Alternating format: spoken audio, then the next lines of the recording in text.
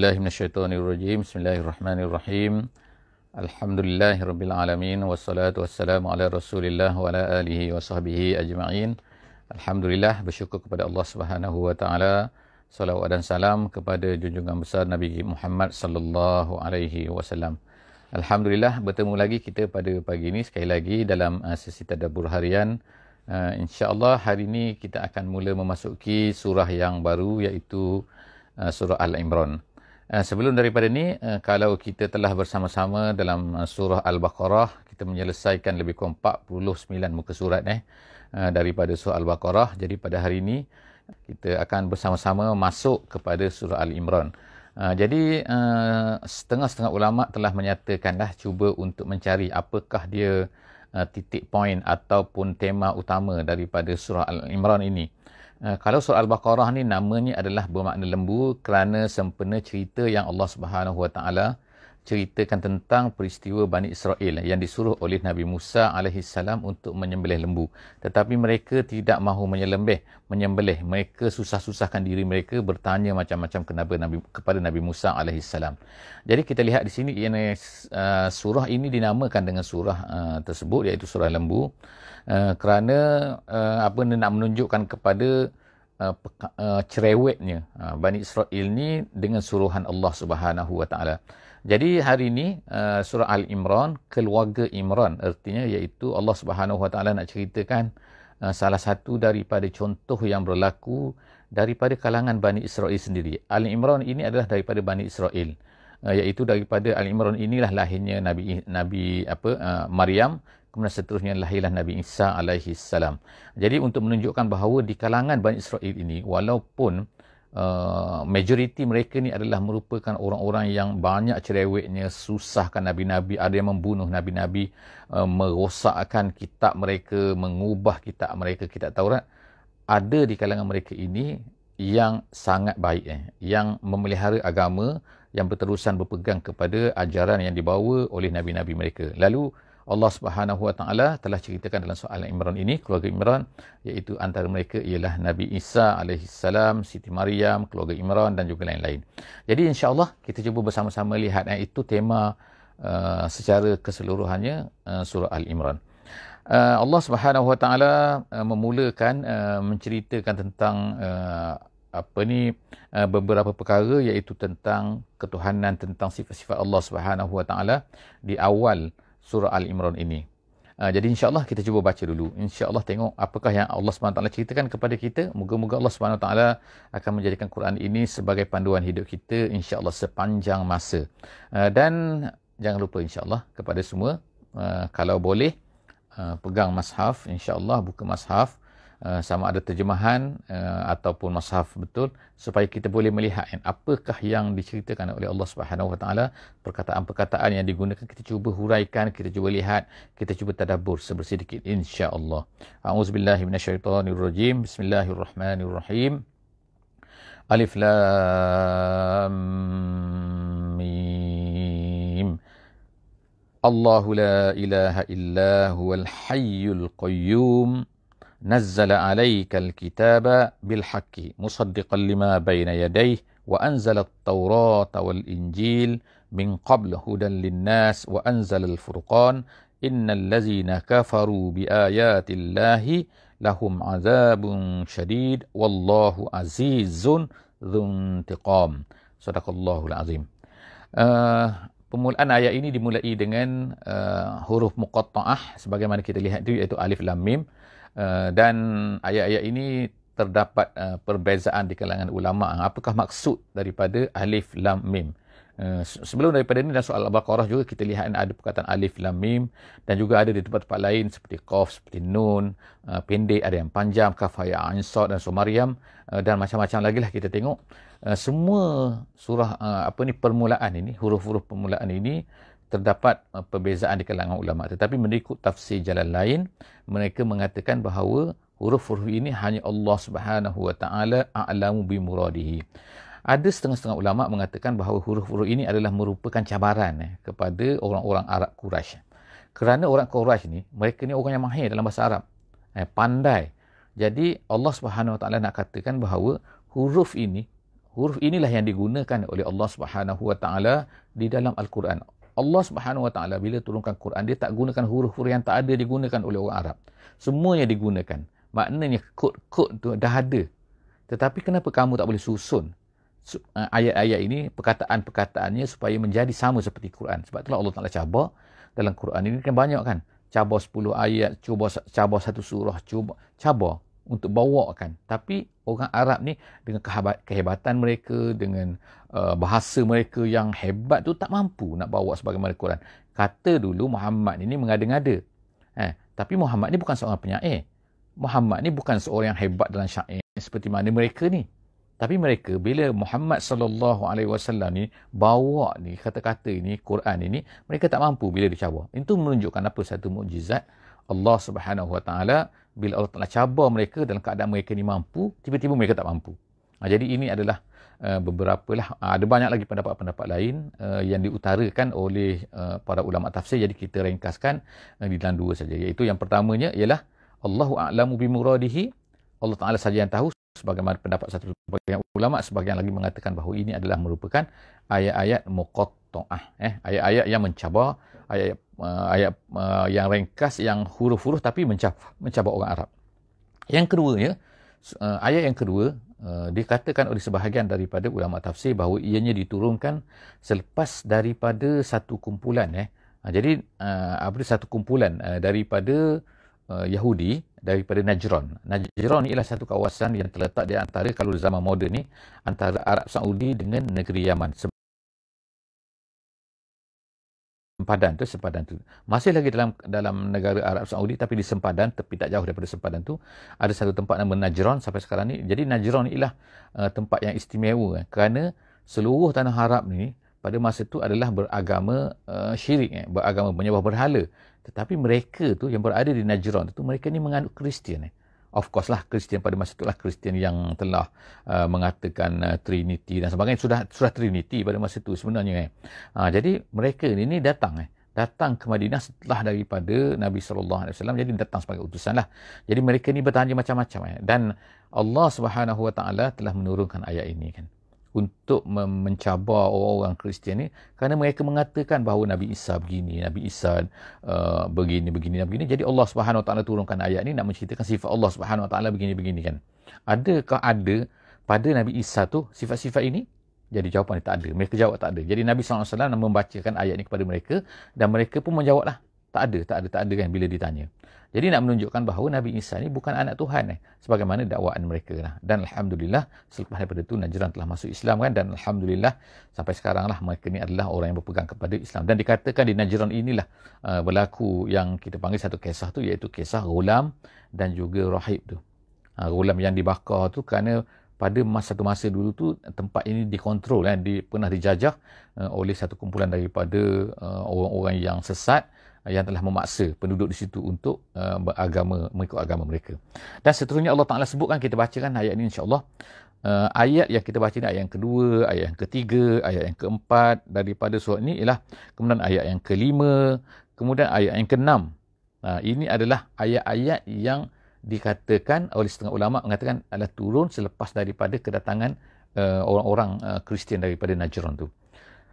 Allahu la ilaha illa huwal hayyul qayyum. Yang pertama sekali, Allah tidak ada Tuhan melainkan Dia, dan Dia adalah Al-Hayyu Al-Qayyum. Al-Hayyu ni daimul baqa' artinya, iaitu hayyu kalau ikut terjemahannya hidup tapi maksud dalam bahasa Arabnya ialah daimul baqa', artinya ialah yang berterusan, kekal, yang tak ada pengakhiran kepada kewujudannya. Itu hayyu. Kemudian Al-Qayyum, Qayyum ini adalah daripada qama. Qama itu berdiri kan, iaitu berdiri apa? Berdiri, berurus, menguruskan, mentadbirkan urusan manusia, urusan hamba-hambanya.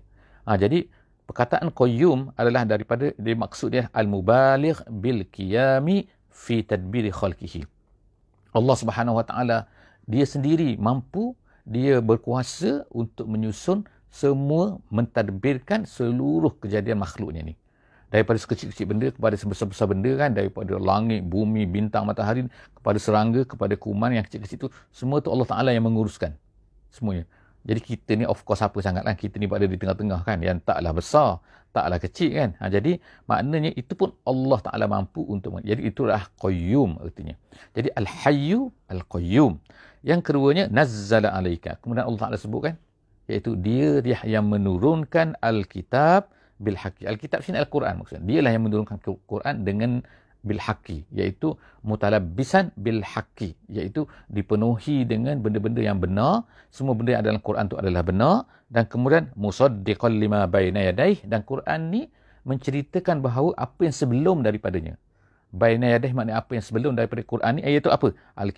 At-Taurat wal Injil, sebagaimana Allah Taala sebut sebab itu, iaitu wa anzalat taurata wal Injil. Dan Quran ni membenarkan apa yang sebelum daripada Nabi Muhammad sallallahu alaihi wasallam, sama ada kitab ke, sama ada rasul ke dan sebagainya. Dan kemudian Allah Taala sebut sini wa anzalat taurata wal Injil. Jadi kita tengok di sini kan bahawa Allah Subhanahu wa taala menggunakan perkataan nazzala untuk Quran dan kemudian anzala untuk Taurat dan juga Injil. Setengah ulama mengetafsir mengatakan bahawa nazzala dengan anzala tu ada berbeza sikit. Kenapa? Nazzala ni ialah turun sedikit-sedikit kan.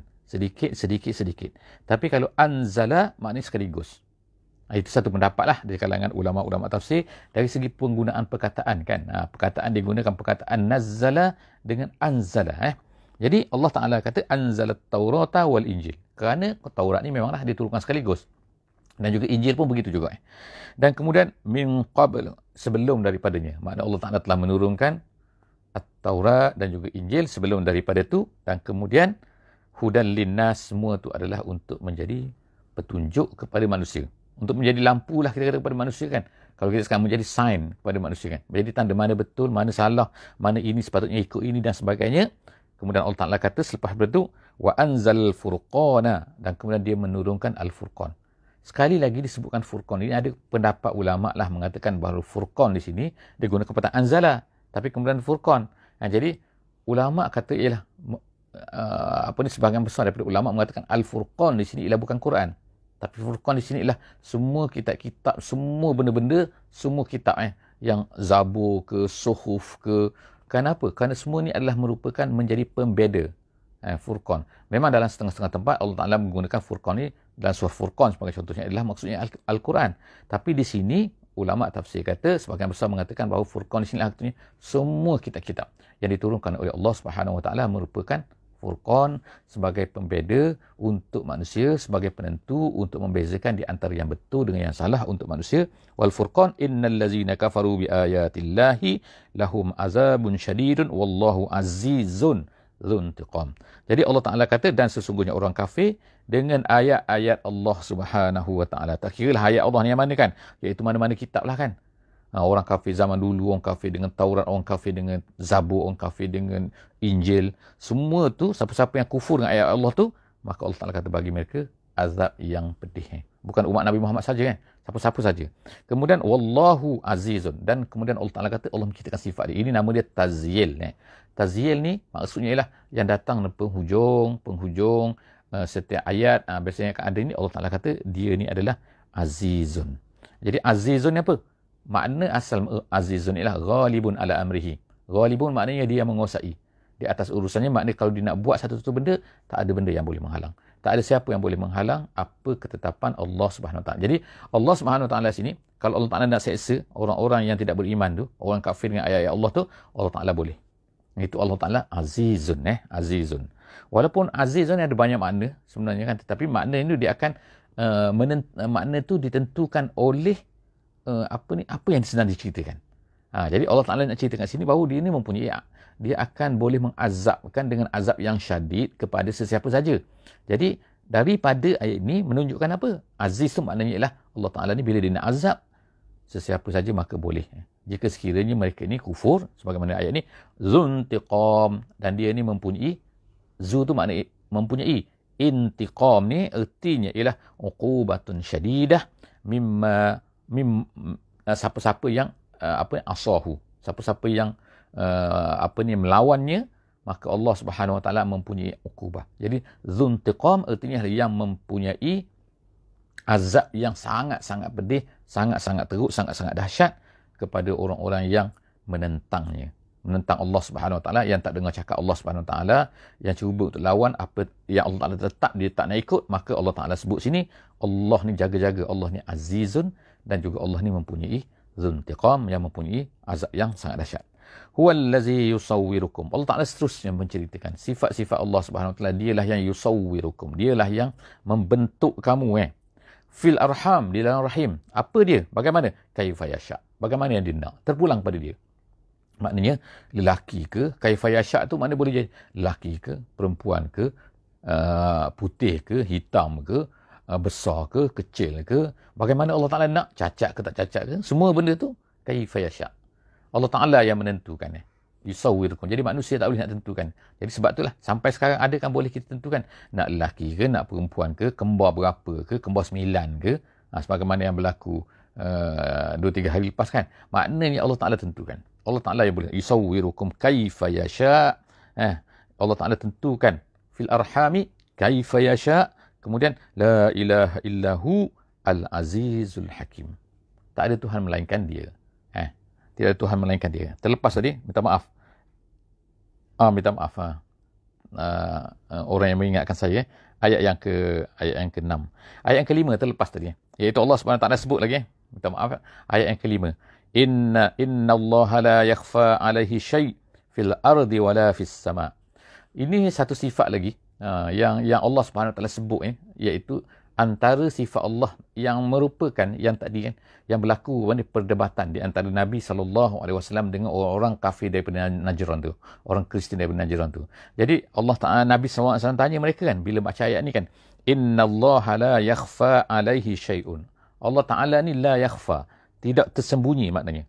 Alaihi, kepada Allah Taala ni, syai'un fil ardi, di langit ke, di bumi ke di bumi ke di langit. Syai'un fil ardi, apa-apa saja di bumi, apa-apa saja di langit, tak ada benda yang tersembunyi yang boleh lari daripada Allah. Allah Ta'ala tahu semua.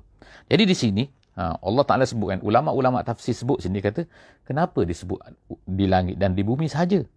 Kenapa tak disebut sini kan? Kenapa disebut dua saja? Tak ada selain daripada tu. Kerana, hakikatnya dia kata ialah, kerana Allah Subhanahu Wa Ta'ala menyebutkan langit dan bumi ni, kerana itu saja yang nampak oleh manusia. Allah Ta'ala, manusia ni bila lihat langit bumi, ada selepas daripada langit ke? Kita kata cakrawala yang tinggi lagi dan sebagainya, ada?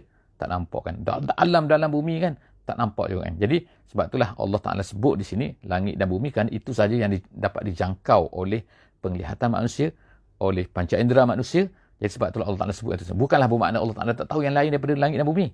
Allah Ta'ala tahu semua kan?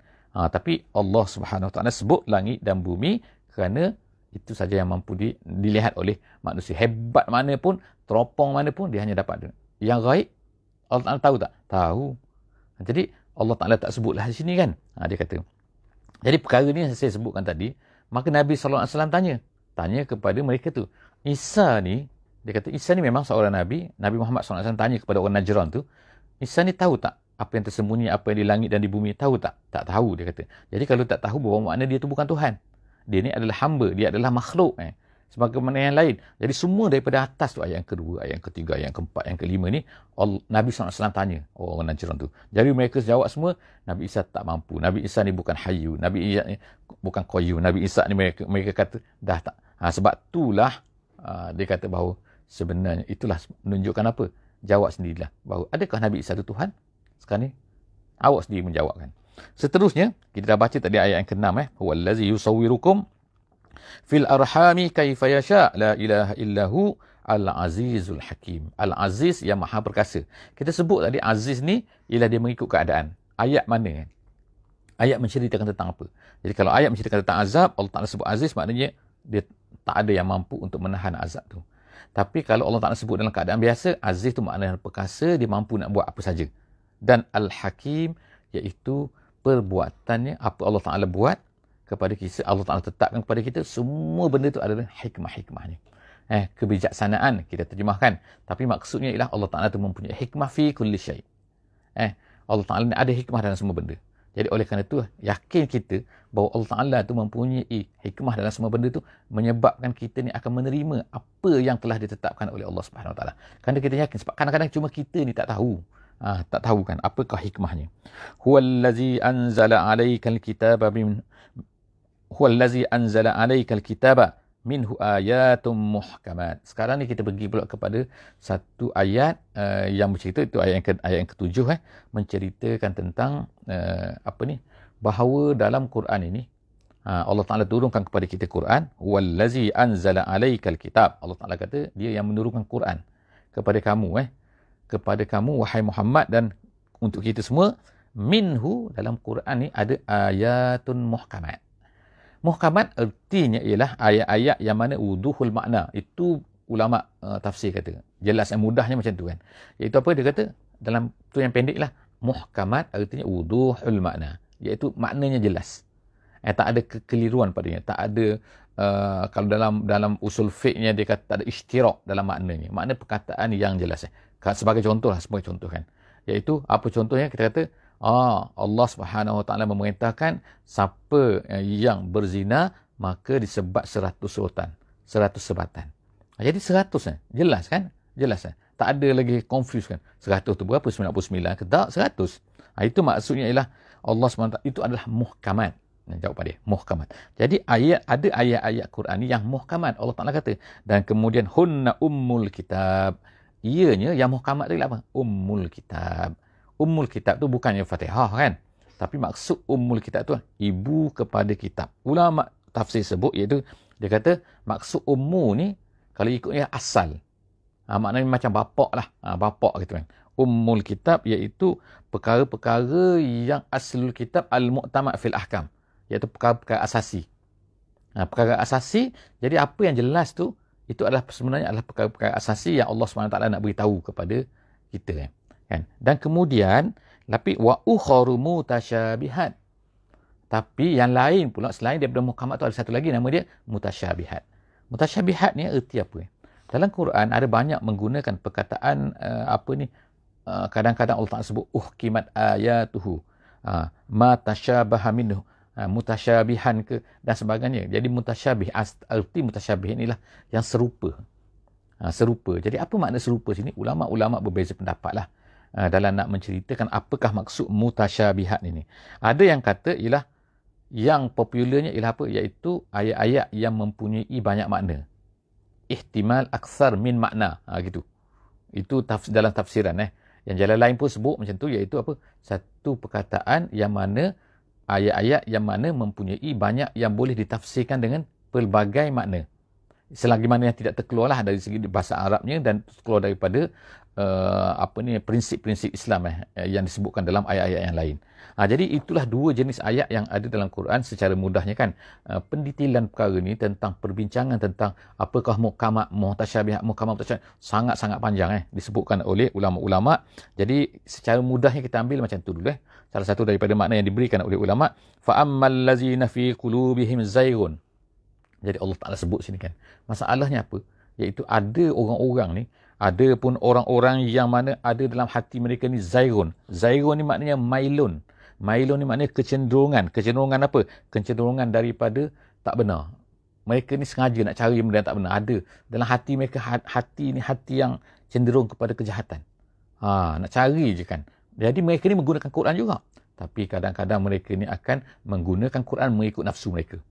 Menggunakan Quran untuk mencari modal untuk membetulkan apa yang mereka buat. Bukannya mereka mencari kebenaran melalui Al-Quran.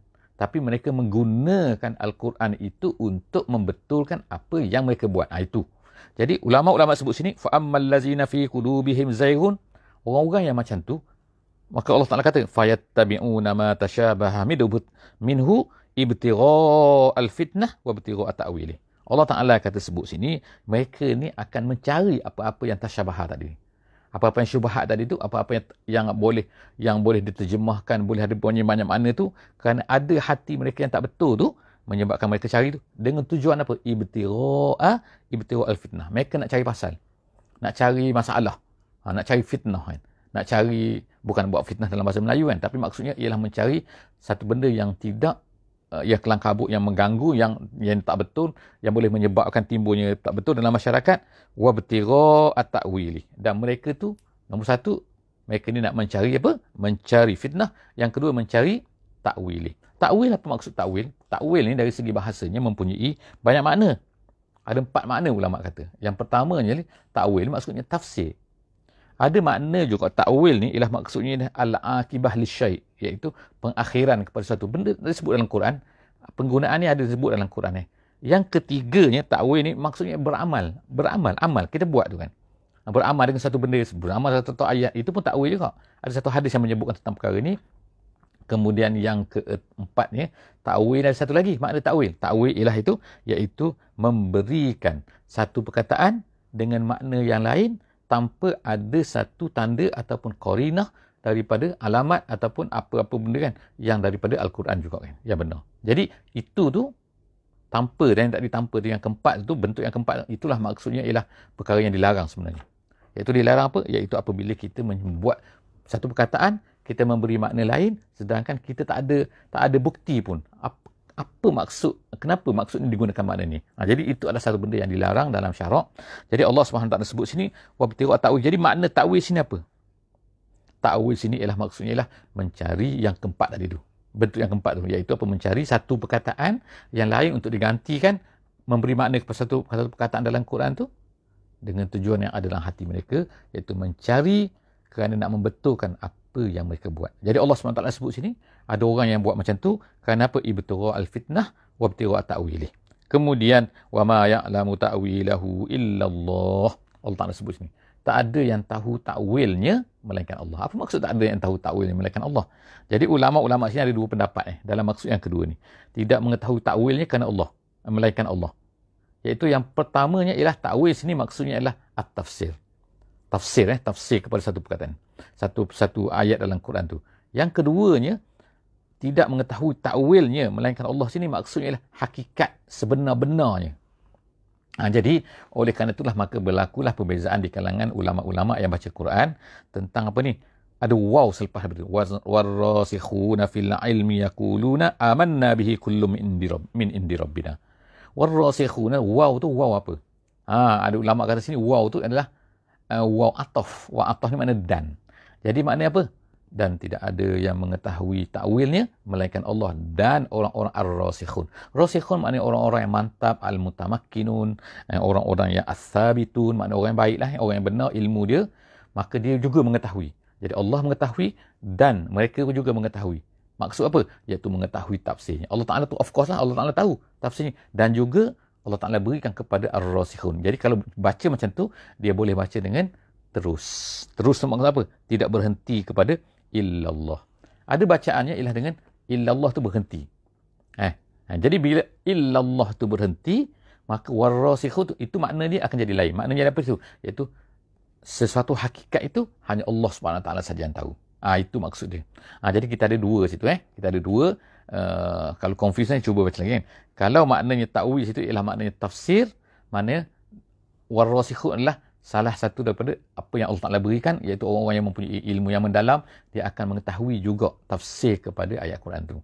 Kalau takwil situ maknanya ialah hakikat kepada suatu benda, iaitu hakikatnya Allah Ta'ala saja yang tahu. Jadi warrasikhu tu ialah kita kena stop Allah tu, kemudian kita akan sambung warrasikhuna fil ilmi yaquluna. Orang-orang yang mantap ilmunya akan berkata, mereka akan berkata apa?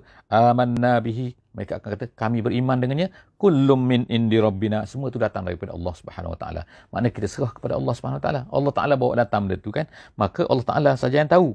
Wa ma yazakkaru illa ulul albab. Allah Taala kata, dan tidak akan ada orang yang ambil peringatan benda-benda ni semua, melainkan orang-orang yang mempunyai al-albab. Albab itu maknanya mempunyai pemikiran, yang berfikir dengan waras, yang berfikir dengan baik kan.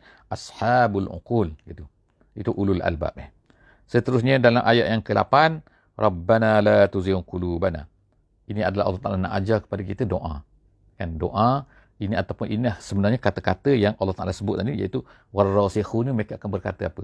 Orang-orang yang mantap ilmunya, orang-orang yang beriman ni akan berkata apa? Mereka akan berkata, Rabbana la tuzigh qulubana. Ya Allah, janganlah kau palingkan hati kami. Kenapa? Ayat ini berkaitan dengan yang tadi juga. Ulama tafsir kata, kenapa? Orang-orang yang akan mencari tuan, penyelewengan tuan. Mereka akan carilah menggunakan ayat Quran untuk memesongkan pemikiran, untuk membetulkan apa yang mereka, kadang-kadang mereka akan datang pada kita. Jadi mereka akan datang pada kita dan kadang-kadang mereka akan menyebabkan kita pun betul juga. Betul juga.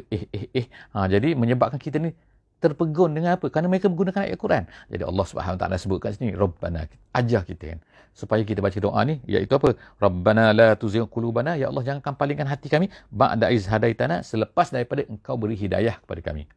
Hidayah situ kita sebut sebelum ni, apa ni? Hidayah tu ada dua jenis kan. Hidayatul irsyad, satunya hidayah irsyad, yang keduanya itu ialah hidayah at-taufiq. Jadi Allah Ta'ala dah beri hidayah kepada kita sini, dah petunjuk kepada kita ni, yang betul ni betul, yang ni salah. Jadi Allah Ta'ala dah beri petunjuk ni, ya Allah janganlah kau palingkan hati kami kan pergi kepada yang tak betul. Rabbana la tuzigh qulubana. Jadi cantiknya doa ni kita baca selepas daripada sembahyang dan lain-lain. Rabbana la tuzigh qulubana ba'da iz hadaitana wa hab lana min ladunka rahmah. Dan ya Allah, berikanlah daripada sisi kamu ni rahmah. Rahmah sini adalah maksudnya ialah tasbitan. Maksudnya situ. Ulama tafsir Jalalain kata tasbitan. Tasbitan artinya ialah peneguhan. Iaitu teguh berada di atas jalan yang benar. Tasbitan. Ya Allah, berilah kepada kami min ladunka rahmah, daripada sisi kamu, daripada kamu ya Allah, berilah kepada kami ini tasbitan, peneguhan, innaka antal wahhab, kan engkau lah yang maha memberi. Seterusnya ayat yang terakhir, Rabbana innaka jami'un nas. Allah Ta'ala ajar kita lagi, ya Allah, katakan ya Allah, Rabbana innaka jami'un nas, sesungguhnya engkau lah yang menghimpunkan manusia liyaumin la raiba fihi, iaitu hari kiamat, pada hari yang mana tidak ada lagi keraguan padanya. Hari kiamat tu, innallaha la yukhliful mi'ad, dan Allah itu tidak sekali-kali akan yukhliful mi'ad. Bila Allah Ta'ala berjanji, maka dia akan tunaikan. Dia tak akanlah tidak memenuhi janji dia. Jadi itu adalah beberapa perkara yang Allah Subhanahu Wa Ta'ala sebutkan tentang sifat dia, tentang perangai setengah-setengah manusia, tentang keadaan dia, dan juga alhamdulillah kita berhenti di sini dulu daripada muka surat yang ke-50. InsyaAllah jumpa lagi dalam sesi yang akan datang. InsyaAllah di ayat yang akan datang, ayat seterusnya, itu ayat yang ke-10 dan seterusnya daripada surah Al-Imran. Wallahu a'lam bissawab. Jangan lupa insya-Allah untuk kongsikan bersama-sama dengan sahabat-sahabat kita yang lain kan. Berikan link ni kepada semua sahabat-sahabat lain yang berada, yang tidak berada di lain pada hari ini. Moga-moga mereka pun dapat manfaat daripada sesi kita yang tidak panjang ini, insya-Allah kan, yang sedikit ini, sebagai usaha kita untuk memahami Al-Quran. Wallahu a'lam bissawab. Aqulu qouli hadza wa astaghfirullahal azim li wa lakum. Wassalamu alaikum warahmatullahi wabarakatuh.